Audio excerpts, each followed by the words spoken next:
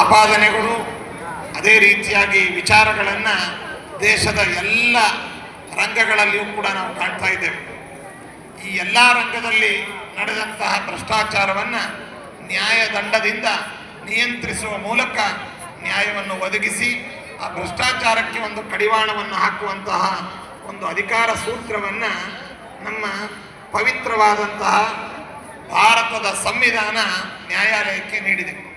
ಅಂತಹ ಡಾಕ್ಟರ್ ಅಂಬೇಡ್ಕರ್ ಅವರು ಈ ಎಲ್ಲ ವಿಚಾರಗಳನ್ನು ಹಿಂದೆ ಋಷಿಮುನಿಗಳು ಏನೆಲ್ಲ ಅಪರೋಕ್ಷ ಜ್ಞಾನದಿಂದ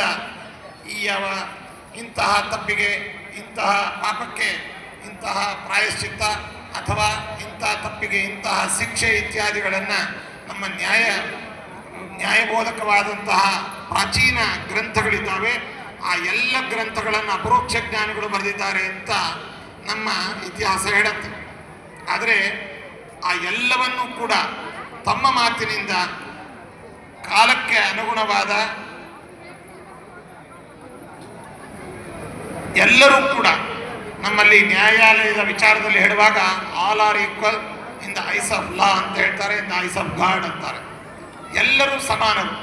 ಇಲ್ಲಿ ಬಡವ ಬಲ್ಲಿದವ ಅನ್ನುವಂತಹ ಭೇದವಿಲ್ಲದೆ ಯಾರು ಅಪರಾಧಿಗಳು ಅವರು ಶಿಕ್ಷೆಗೆ ಒಳಗಾಗಬೇಕು. ಶಿಕ್ಷೆ ಅನ್ನುವಂತಹ ಒಂದು ಭೀತಿ ಇದ್ರೇನೆ ಅಪರಾಧಕ್ಕೆ ಒಂದು ಕಡಿವಾಣ ಅನ್ನುವಂಥದ್ದು ಬೀಳ್ತದೆ. ಇಂತಹ ಒಂದು ನಿಟ್ಟಿನಲ್ಲಿ ಸಂವಿಧಾನದಿಂದ ಒಂದು ವಿಶಿಷ್ಟವಾದ ಅಧಿಕಾರವನ್ನು ನ್ಯಾಯಾಂಗಕ್ಕೆ, ನ್ಯಾಯಸ್ಥಾನಕ್ಕೆ ನಮ್ಮ ಸಂವಿಧಾನದಲ್ಲಿ ನೀಡಲಾಗಿದೆ. ಅಂತಹ ಸಂವಿಧಾನಬದ್ಧವಾದಂತಹ ಹುದ್ದೆಯಾಗಿ, ಸ್ಥಾನವಾಗಿ ನಮ್ಮ ನ್ಯಾಯಾಧೀಶರ ಸ್ಥಾನಗಳಿದ್ದಾವೆ.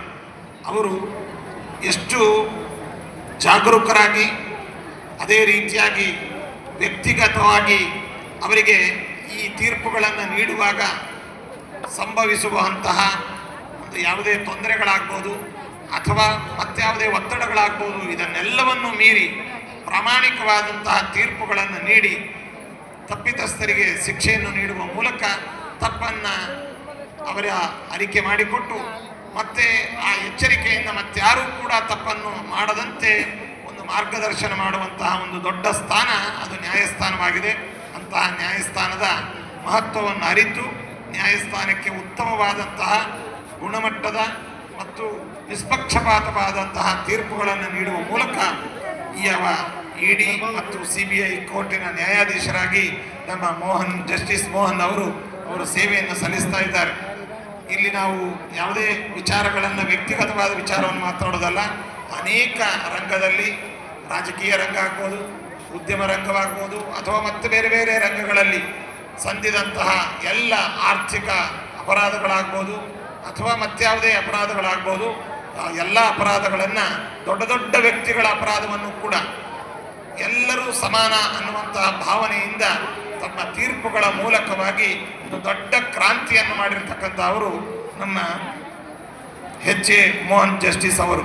ಅಂತಹ ಅವರನ್ನು ಈ ಸಂದರ್ಭದಲ್ಲಿ ಅವರ ವಿಶೇಷವಾದ ನ್ಯಾಯಾಂಗದ ಸೇವೆಯನ್ನು ಗುರುತಿಸುವ ಮೂಲಕ ಅವರಿಗೆ ಭಗವಂತ ವಿಶೇಷವಾದ ಶಕ್ತಿ ಸಾಮರ್ಥ್ಯಗಳನ್ನು, ಆರೋಗ್ಯಗಳನ್ನು ನೀಡಿ ಇನ್ನಷ್ಟು ಉತ್ತಮವಾದಂತಹ ತೀರ್ಪುಗಳನ್ನು ದೇಶಕ್ಕೆ ನ್ಯಾಯಾಂಗದ ಮೂಲಕವಾಗಿ ನೀಡುವಂತಹ ಶಕ್ತಿ ಭಗವಂತ ಅನುಗ್ರಹಿಸಲಿ ಅಂಥೇಳಿ ಅವರನ್ನು ಭಗವಂತನಲ್ಲಿ ಪ್ರಾರ್ಥಿಸುವ ಮೂಲಕ ಈ ದಿನ ಅವರಿಗೆ ನಾವು ಸನ್ಮಾನಿಸ್ತಾ ಇದ್ದೇವೆ.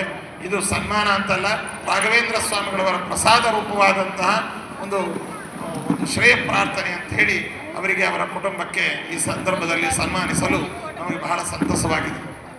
ಅದೇ ರೀತಿಯಾಗಿ ನಮ್ಮ ಪತ್ರಿಕಾರಂಗ ಮತ್ತೋರ್ವ ಇಂದಿನ ಸನ್ಮಾನಿತರು ಪತ್ರಿಕಾರಂಗದಲ್ಲಿ ವಿಶಿಷ್ಟವಾದ ಸಾಧನೆಯನ್ನು ಅನೇಕ ದಶಕಗಳಿಂದ ಮಾಡಿಕೊಂಡು ಬಂದಿರತಕ್ಕಂತಹ ನಮ್ಮ ಅಜಿತ್ ಹನುಮಕ್ಕನವರು.